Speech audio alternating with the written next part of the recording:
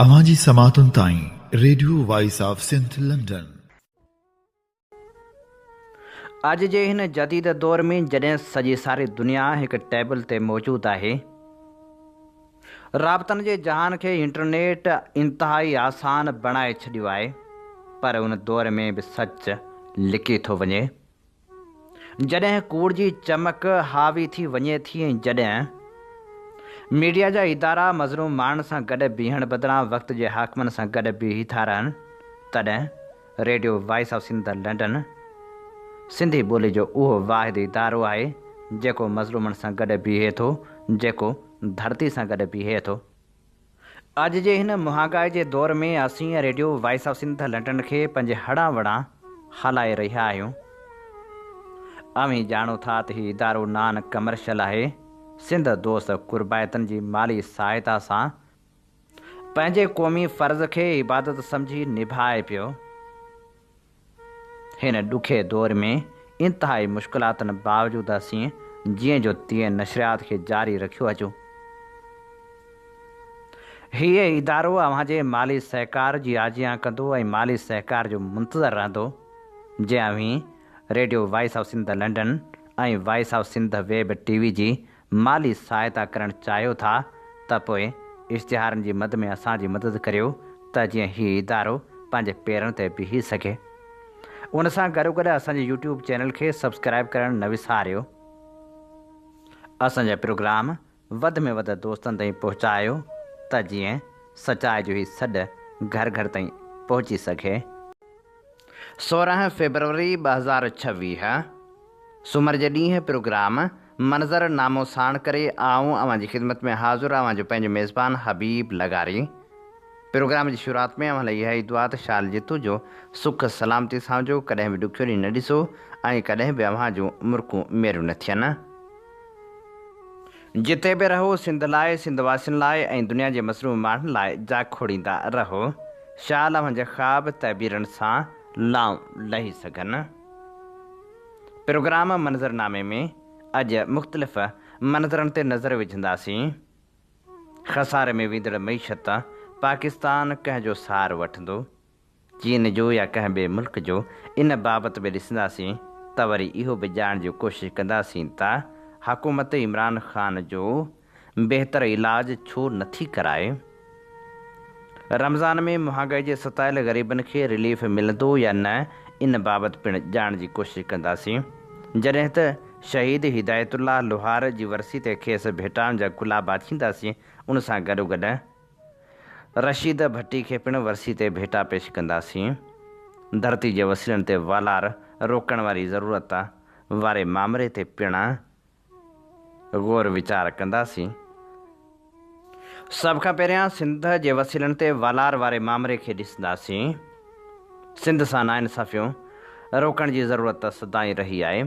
पाकिस्तान जे सियासी समाजी तारीख़ जो अहम हिसो नाइंसाफ़ियूं ई रहियूं आहिनि। पाणी जी खोट हुजे, वसीलनि जी विर्छ में अणबराबरी, इंतिज़ामी फ़ैसिलनि में सिंध जे ख़दशनि खे नज़रअंदाज़ करण वारा मामला हुजनि या वरी ॿिया के मामला, आम माण्हुनि में बेचैनी ऐं महरूमी जो अहसासु वधंदो रहियो आहे।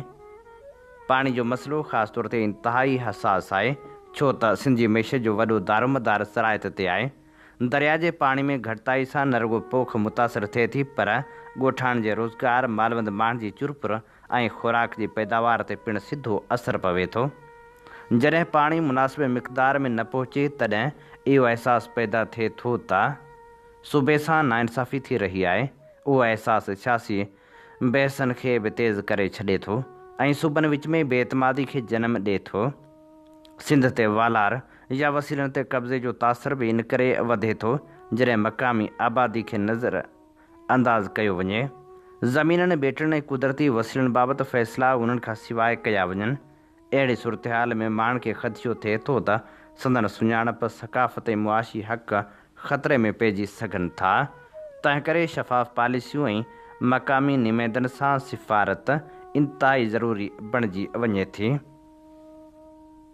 सिंध जे ज़मीननि ते थींदड़ वालार तोड़े आम नीलाम वारियूं ज़मीनूं भुॻड़नि मुठि ते वञी रहियूं आहिनि। जॾहिं त प्लाट या ज़मीनूं ॾींहों ॾींहुं महांगियूं थींदियूं पियूं वञनि तिन खे केरु चवण ऐं आखण वारो आहे ई कोन। ज़रूरत इन ॻाल्हि जी आहे त फौरी तौर ते तरक़ी जी राह में रुकावट बणिजंदड़नि ऐं सिंध धरतीअ मथां कब्ज़ो कंदड़नि ख़िलाफ़ कार्रवाई कई वञे। मुल्क जी मईशत में तोड़ जो बहितरी अची न आहे सघी। तोड़ जो अॼु बि मुल्क कर्ज़ ते गुज़ारो करे पियो। मईशत ठीकु थी सघंदी या न इहो सवाल पिणु सवालिया निशान बणियलु आहे। पाकिस्तान खे अमेरिका या चीन मां कंहिं हिक जी चूंड करणी पवंदी। मुआशी माहिर ॿुधाइनि था त 3 साल अॻु जॾहिं हर को सोशल मीडिया ते चवंदो हो त पाकिस्तान डिफॉल्ट थियण वारो आहे त मूंखे लॻो त जियो पॉलिटिकल अहमियत जे करे पाकिस्तान डिफॉल्ट न कंदो। ऐं पोइ IMF 3 दफ़ा पाकिस्तान जी मईशत खे बेल आउट कयो। पाकिस्तान में ॾिसिजे त महांगाई घटि थियण जो नालो ई नथी वठे।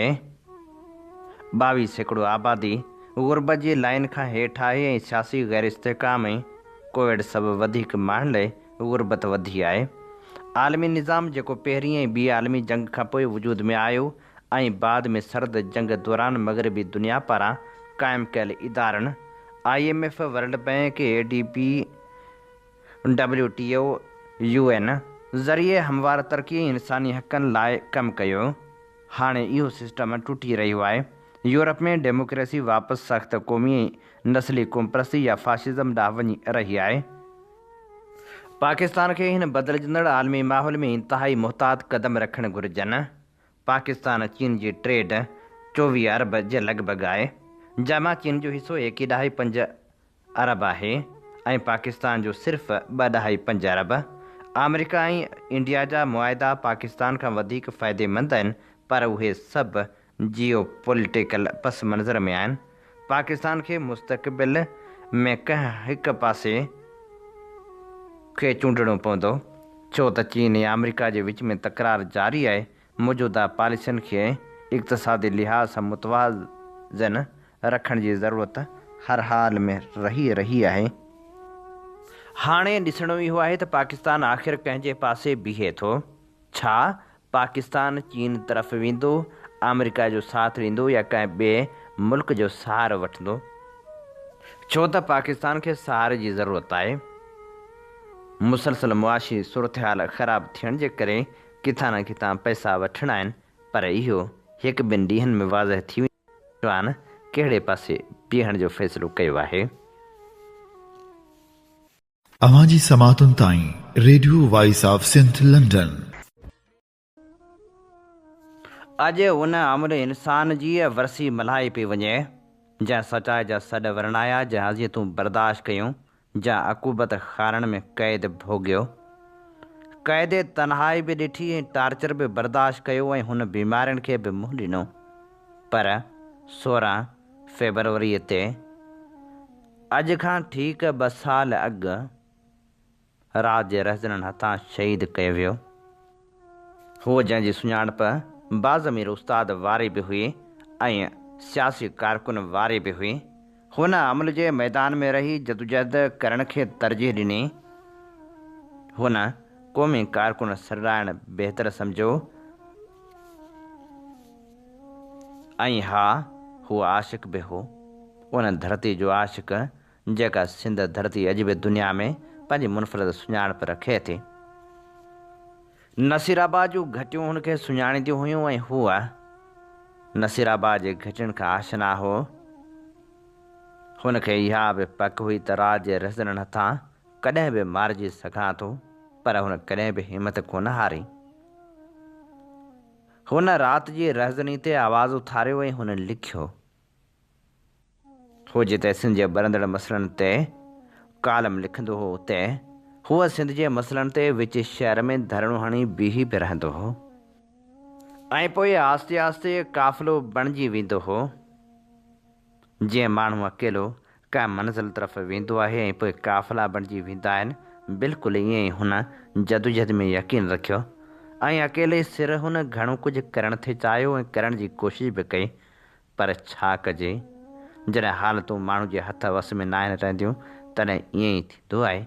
ऐं हू रात जे रज़न तां शहीद थी वियो।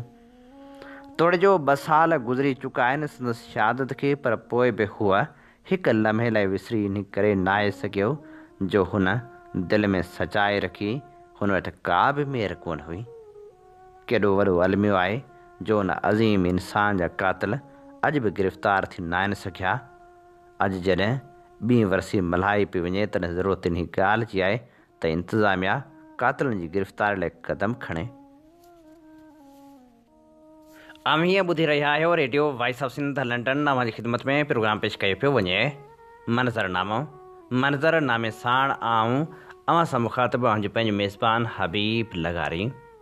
जीअं तव्हीं ॼाणो था त असीं radio voice of Sindh London तां अव्हांजी ख़िदमत में उहे प्रोग्राम पेश कंदा आहियूं जिन में सुजाॻी जा सॾ समायल हूंदा आहिनि।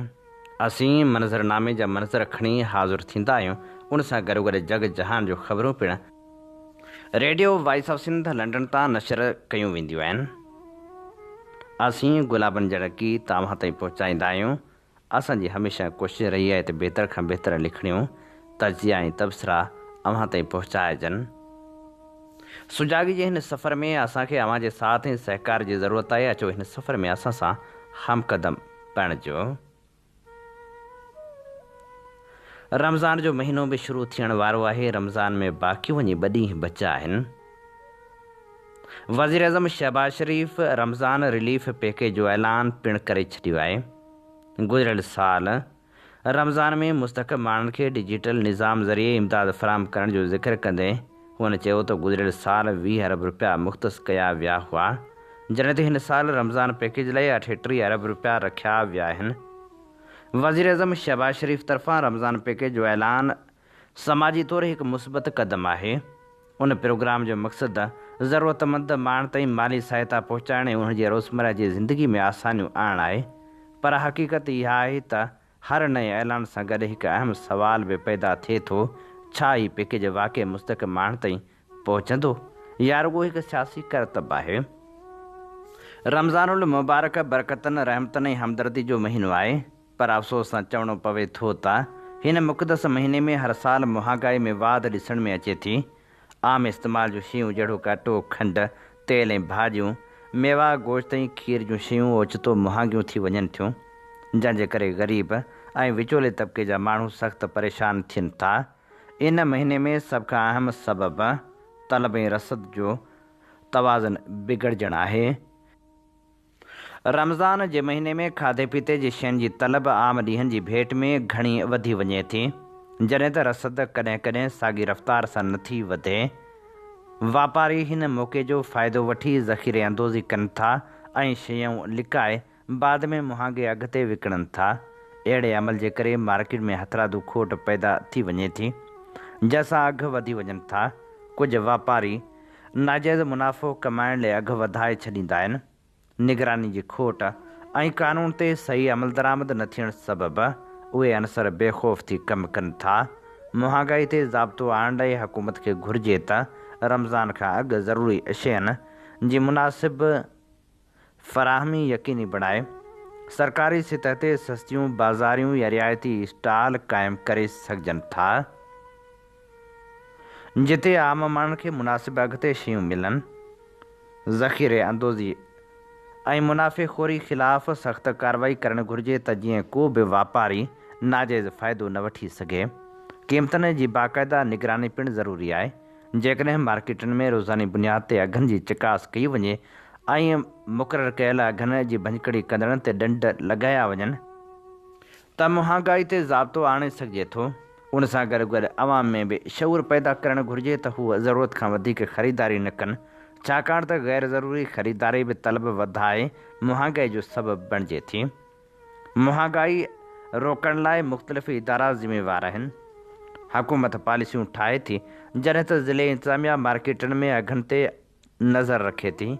सार्फ़िन जे तहफ़ुज़ वारा इदारा बि शिकायतुनि जो निज़ाम कनि था। उन खां अलावा अदालतूं ऐं एहतसाबी निज़ाम बि क़ानून जी भञकड़ी कंदड़नि ख़िलाफ़ कार्रवाई करे सघनि था। वापारियुनि जे तनज़ीमनि खे बि घुरिजे त हू ईमानदारी सां कारोबार कनि ऐं रमज़ान जे मुक़दस महीने में पंहिंजो ख़्यालु रखनि। असां सम्झूं था त रमज़ान में महांगाई रुगो मुआशी मसइलो न पर इख़लाक़ी मसइलो पिणु आहे। जेकॾहिं हुकूमती इदारा वापारी ऐं अवामी घर जी ज़िम्मेवारी निभाइण त महांगाई ते ज़ाब्तो आणे सघिजे थो। रमज़ान पैकेज हिकु क़दम आहे पर हक़ीक़त में तब्दीली लाइ शफ़ाफ़ियत, करप्शन जे ख़ात्मे ऐं महांगाई ते कंट्रोल करण जी ज़रूरत आहे। उन लाइ मुस्तक़िल क़दम खणणा पवंदा। जेकॾहिं इहे क़दम न खयां विया त समूरा प्रोग्राम सिर्फ़ु इश्तिहार बणिजी वेंदा। ज़रूरत इन ॻाल्हि जी आहे त असांखे पंहिंजे रवैयनि में बि बहितरी आणणी पवंदी त जीअं बहितर समाजी अदावत में पंहिंजो किरदारु अदा करे सघूं। हाणे रेडियो जी लाइब्रेरी मंझां पेश करियूं था अव्हां लाइ नाम्यारे डाहे ख़लील जिब्रान जा कोल। नाम्यारो लेखक ऐं ॾाहो ख़लील जिब्रान लिखे थो। पोइ ज्योतिषी चयो त हिन बेबका हयाती जे चंद ॾिहाड़नि बाबति कुझु ॿुधायो। बुज़ुर्ग फरमायो, अव्हां जी तमना हूंदी आहे त असीं ज़िंदगी जे वक़्त खे मापे या तोरे वठूं, मगर अफ़सोस जो उनखे कॾहिं बि मापे या तोरे नथा सघूं। हू त हिकु वहंदो पाणी आहे जो ॾिसंदे ॾिसंदे लंघियो वञे ऐं ज़िंदगी में वक़्त ऐं साथ जो हिसाब ई कोन्हे। उन में अॼु जे अंदरि काल फ़क़्ति हिकु माज़ी जो मेटियल नक्शा आहे ऐं सुभाणे महज़ हिकु ख़्वाबु आहे। अव्हां जे अंदरि जेका शइ मुतहरिक आहे उहा हींअर बि उन अवलीन साथ जी हद में मुक़ीम आहे जंहिंमें आसमान ते सितारा पखिड़िया विया हुआ ऐं ज़मीन जे फ़र्श खे पाणी जे मथां विछायो वियो हो। वक़्तु मुहबत वांगुरु विरहाए नथो सघिजे।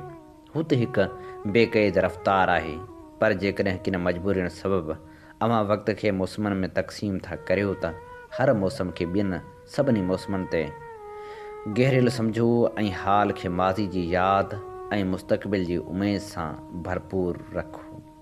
पोइ हिकु बस्ती जे सरदार चयो त असांखे नेक ऐं बद जो फ़र्क़ु ॿुधायो।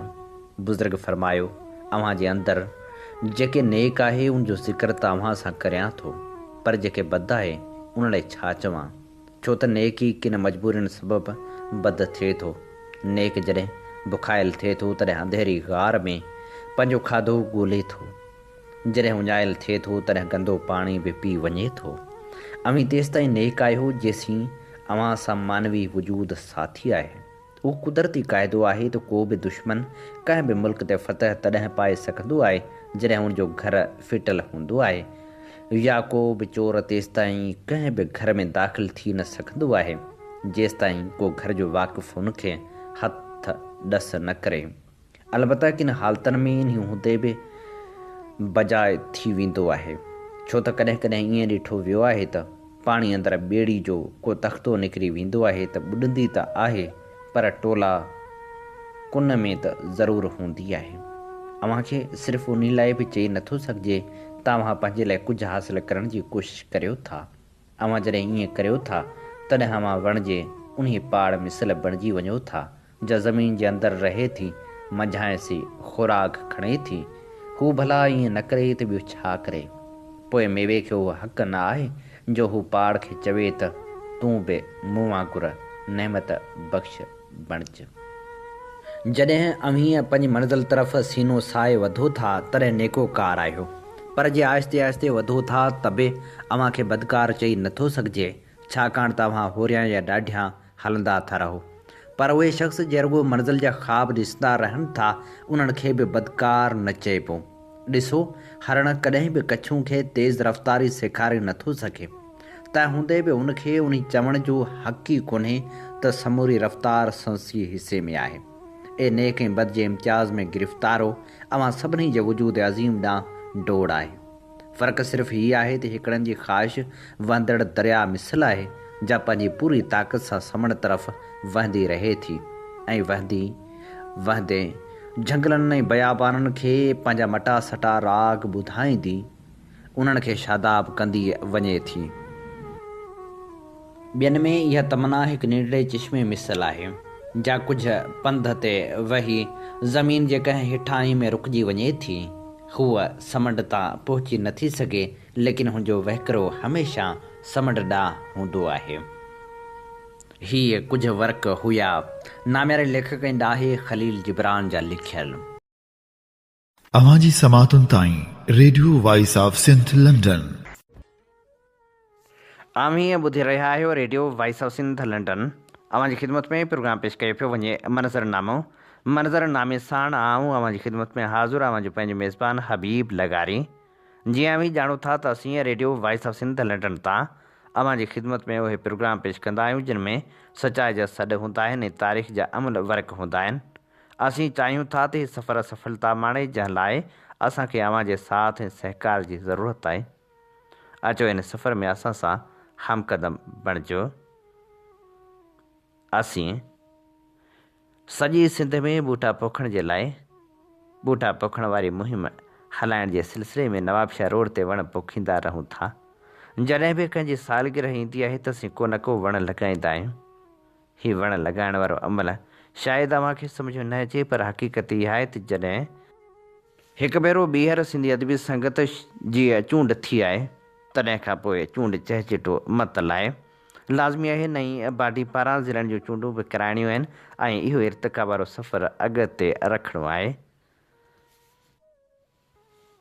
इहा बि हक़ीक़त आहे त सियासतदाननि खे अमूमन तकलीफ़ तॾहिं महसूसु थियणु लॻंदी आहे जॾहिं उहे क़ैद में क़ाबू बणिजी वेंदा आहिनि, न त केतिरा ई हरबा आहिनि जिन वसीले भटकी बि सघिजे थो, पर उन सां साख लाज़मी तौरु मुतासिर थिए थी। केतिरा ई हिसी दुकानदार माण्हू फ़ौरी तौर ते पैसनि जी अदायगी न कंदा आहिनि, पर कुझु ॾींहंनि खां पोइ बिलावल मां मिलियल पैसनि सां का न का शइ ख़रीद करे वठंदा आहिनि या जेका ज़रूरत जी हूंदी आहे। इहो बि केॾो सच आहे त मुंहिंजी मेंबरशिप खिपरे में थियल आहे, पर वोट सागड़ मां ई कंदो आहियां। सिंध जे अदीबनि ऐं शाइरनि जी इहा फितरत रही आहे त उहे बि बिल्कुलु साॻे नमूने लफ़्ज़नि खे आर्ट में आणे ख़ूबसूरत शयूं तख़लीक़ करे सघजनि थियूं। हाणे इहो बि सुवालु साम्हूं अची रहियो आहे त आख़िर इमरान ख़ान जो मयारी इलाजु छो नथो कराए वञे। जेकॾहिं इलाजु कराइण लाइ सोचियो बि वञे थो त पोइ आख़िर केरु सेनेटर तौरु कमरे जे अंदरि बीठल आहे। असीं हर उमेदवार सां गॾोगॾु हर उन शख़्स सां मैदान में बीठल आहियूं जेको अॼु बि मैदान में बीठल आहे। आम हीअं ॿुधी रहिया आहियो radio voice of Sindh London. अवां जी ख़िदमत में प्रोग्राम पेश कयो पियो वञे मंज़रनामो। इतला इहे बि आहिनि त ग़रीब पौरितनि खां हजाम जीअ जो तीअं वधीक वरितो वञे थो, जॾहिं त इलाइक़े वासियुनि खे हथम खणण जी ज़रूरत नथी पवे, जंहिंजे करे किताबनि जा स्टॉल पिणु लॻाया विया हुआ। अवाम सदाईं इहो पिए चाहियो आहे त शयुनि जा अघ मुस्तक़म हुजनि ऐं ग़रीब माण्हू जी भलाई कंहिं न कंहिं तरीक़े सां थींदी रहे, पर इहो बि सच आहे त कराची जहिड़े पुरएतमाद इलाइक़े में मौजूदु साकी सुलझण जो प्यार घणनि जी मोबाइल फ़ोन में इस्तेमालु लाइक़ु कार्नर रईस अल्ताफ़ हुसैन इन्हनि जे करे बि कथी लिखी हुई जो इन शाइरी पढ़ण सां 1984 सौ सिधो हुकूमत मुखालिफ़ बीही रहियो आहे। अॼु जे ॾुखे दौर में जॾहिं माण्हू बीहण बावजूदि हथ खणी वेंदा आहिनि, जॾहिं सवाली माण्हू सवालनि खे ॾिसंदा आहिनि, तॾहिं कीअं पढ़िजे ऐं केतिरनि ताईं रसाई हासिलु करे सघिजे थी, इहो सुवालु असांजे पाड़ेसरी माण्हुनि खां ज़रूरु पुछणु घुरिजे। 2002 में हीअ दादू जी पुल आहे जेका कंहिं बि सूरत में माफ़ नाहे थींदी, जॾहिं त पहिरियों भेरो पियो बि जॾहिं त लिक्विड पाणी पिणु शयुनि खे मुश्किलातुनि खे मुंहुं ॾिए थो। जबार पर आसूं गैस जे इस्तेमालु बावजूदि अञा ताईं न त ज़मीन तां के ऐं हिन आम ॿधल मईक जी रोशनी में पुलिस अची गॾु थियनि था ऐं शयुनि लाइ मार्केट में स्पेस पैदा थिए थो ऐं मार्केट में सिंधी माण्हू आस्ते आस्ते क़ाबिज़ थियणु लॻे थो। यकीनी तौर ते शहर में निंधणकाई इलेक्शन कमीशन ते केतिरा ई सवाल ज़रूरु उथारे थी, पर हीउ ॾिहाड़ो जॾहिं बि ईंदो आहे तॾहिं औरत काउंसलर जे उम्मीदवार हिन अक्स खे ॾिसंदे बि विरह गुज़री वेंदा आहिनि जॾहिं चार्जर वारो उमेद बाक़ी न बचे। जॾहिं आलमी मीडिया फ़क़्ति कुझु मौज़ुअनि सां भरियलु हुजे जिते जांग छा क़ानूनी उन्हनि बाबति का घुर्ज आहे या न, तॾहिं हुन जाॻंदड़ अखियुनि जहिड़ा जवाब ॾींदे चयो हो त गुल बीबी शाह इहा बि चवे थी त पंहिंजी मदद पाण तहत माण्हू आख़िर उन्हीअ जो ई साथ ॾियणु लॻंदो आहे जेको कंहिं न कंहिं हवाले सां साथ जे संग में बीही रहंदो आहे। अॼोके प्रोग्राम जी कारकर्दगी पेश करे रहियो हो ख़ूबसूरत लाखेर अदनान जोखियो, जॾहिं त उन मौज़ू ते मुख़्तलिफ़ प्रोफेसरनि ऐं लेखकनि जूं दावाऊं यादि रखियूं वञनि थियूं। हिन भेरे जेकॾहिं के सबक़ ॿुधाइणा आहिनि या वरी ॾुखियनि शयुनि खे सवलो करे पेश करिणो आहे त पोइ ट्रामा सेंटर किताब जे बाबति ऐलान करे थो छॾियां। हुन IG 13 साल ल्यूफिक ट्रैक बाबति रिसर्च कई। हाणे बि जॾहिं संदसि शाइरी पाण ॼाणूं था त इलेक्शन में कंहिं हिकिड़े जे हिसे में जीत अचणी आहे ऐं कंहिंजे हिसे में हार, पर पोइ बि जेके धरती सां बीठा आहिनि जेके हर इम्तिहान खे इम्तिहान सम्झी पार पवण जी जुस्तजू कनि था, सच त इहो आहे जो उन्हनि खे सलाम। ऐं हाणे मुतहरिक किरदारु रशीद भट्टी बाबति पेश करियूं था ख़ूबसूरत लेखक मुश्ताक टांवरी जो लिखियलु लेख। इल्मी आकाश ते के माण्हू सितारनि वांगुरु न पर सिज वांगुरु उभरनि था, जंहिंजी रोशनी सदियूं गुज़रण बावजूद बि झकी नथी थिए। अहिड़नि रोशन अमल नालनि में हिकु रोशन नालो रशीद भट्टी जो पियो हो। रशीद भट्टी लफ़्ज़नि जो सिपाही, ख़्यालनि जो बाग़बान ऐं कलम जो उहो मुसाफ़िर जंहिं पंहिंजी सोच जे ॾीए सां केतिरनि ई ज़हननि जी ऊंदहि ख़तमु करे रोशनी कई। रशीद भट्टी अहिड़ो सिज हो जेको लफ़्ज़नि जे शहसवार फ़िक्र जो दरिया ऐं कलम जो उहो राही जंहिंजी हर सिट ॼण रोशनी जो पखी बणिजी ज़हन जे आसमान ते उॾामंदी हुई। 20 अगस्त 1933 ते अरोड़ जी तारीख़ी धरती ते जनमु वठंदड़ रशीद भट्टी जिन इल्म जे उन वण जो बिज हो जेको उन वक़्त सां गॾु छांवरो ॾींदड़ पीपर बणियो। अरोड़ जी धरती पाण बि सदियुनि जे किसनि काफ़िलनि ऐं कहाणियुनि सां भरपूर हुई, सो हुनजे रूह में बि ॼण तारीख़ जो साज़ वॼी रहियो हो। जंहिं संदसि वालिद हाफ़िज़ अब्दुल हमीद भट्टी पाण बि इल्म ऐं साफ़ जो रोशन चिराग हो, तंहिं करे रशीद जे नंढपण जूं रिवायतूं बि किताबनि जी ख़ुशबू सां महकंदियूं हुयूं।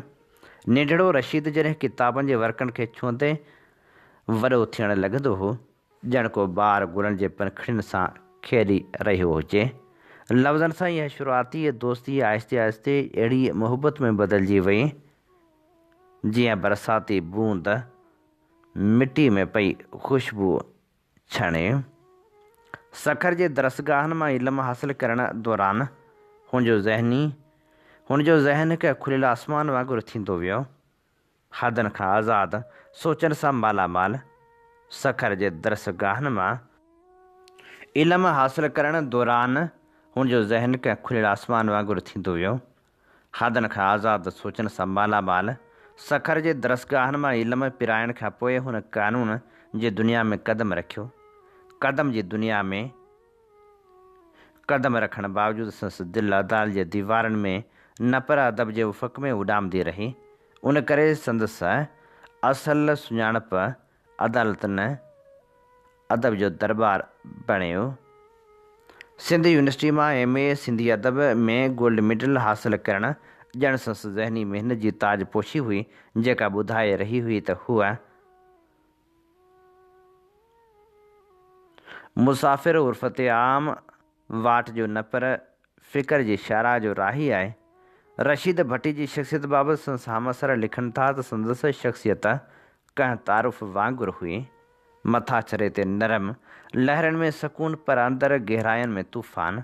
संस निगाह में अहिड़ो वकार हूंदो हो जीअं अदालत पंहिंजी ऊचाई में ख़ामोश रखी सघे। 1951 में जॾहिं संस पहिरीं कहाणी चोरी छपी त अदबी दुनिया खे महसूसु थियो ॼण ख़ामोश वादी में ओचितो का बांसर ॿुधाए सघे थी। संदसि आवाज़ न हो पर उनमें सॼनि जी सचाई जो सरगम समायल हो। हू रुॻो लेखक न पर तहरीकनि जी कार्रवाई बि नशर थींदी रही। रशीद भट्टी जो कलम कंहिं हिकु सनफ़ ताईं महदूद न रहियो। कहाणियूं, नाटक, तारीख़, तर्जुमा ऐं फ़िलसफ़ा हर मैदान में संदसि लफ़्ज़नि जा गुल टिड़िया। संदसि किताबनि जा उनवान ई ॿुधाइनि था त हूअ सोच जो मुसाफ़िर हो। घड़ी घड़ी हिकु घाव खे भरिजण लाइ बि वक़्तु खपे। रशीद भट्टीअ जंहिंजी सियासत बहर ऐं वज़न ते कयल शाइरी जहिड़ी हुई, असुलनि सां भरपूर अवामी हक़नि लाइ हुन ख़ान अब्दुल गफ़ार, बाचा ख़ान, वली ख़ान, अताउल्ला मेगल, ख़ैरबख्श मरी ऐं हाफ़िज़ कुरैशी सां गॾु जदोजहद कई। जॾहिं त रसूल बख्श पलिजो सां वेझड़ाइप खेसि अवामी तहरीकनि जे मैदान में वधीक सरगर्म रखियो। जेल जूं सेखूं बि संदसि हौसले खे क़ैद करे न सघियूं। संदसि इरादे खे फुलाद बणाईंदियूं रहियूं। अवामी हक़नि लाइ जदोजहद कंदे हूअ अहिड़ी साबित क़दमी ॾेखारींदो रहियो जीअं रेगिस्तान में बीठल खजी जो वण जंहिंखे अञा बि साड़े न सघी आहे हवा, तूफ़ान बि झुकाए न सघियो अथसि। जेल बि सख़्तियुनि जो कमाल करे छॾियो आहे। हौसला आज़ादु पखी वांगुरु उॾामंदा रहनि था। रशीद भट्टी जी वफ़ात 16 फ़रवरी 1988 ते थी। जंहिं हिन दुनिया खे अलविदा चयाईं तॾहिं लॻो ॼण इल्म जे आसमान तक को रोशन तारो लही वियो हुजे। पर हक़ीक़त में अहिड़ा माण्हू लहंदा न आहिनि पर आसमान मटाईंदा आहिनि। अॼु बि रशीद भट्टी जो नालो संदसि अदब जे आसमान ते अहिड़ी तरह चमके थो जीअं शाम जो पहिरियों ताज़ो, नरम पर राह ॾेखारींदड़ ख़ामोश पर रोशनी सां भरपूर। रशीद भट्टी जो नालो नक्शा आहे, इल्म जे संग मरमर ते खोटियल, फ़िक्र जे रंगनि सां रचियल ऐं तारीख़ जे दिलि में हमेशह लाइ महफ़ूज़ थियल। हीअ असीं पेश करे रहिया हुआसीं ख़ुसूसी रिपोर्ट। इन ते प्रोग्राम मंज़रनामे जो वक़्तु पुॼाणी ते पहुचे थो। पंहिंजे मेज़बान हबीब लगारी खे ॾींदा इजाज़त। जेॾहिं पेर तेॾहिं ख़ैरु।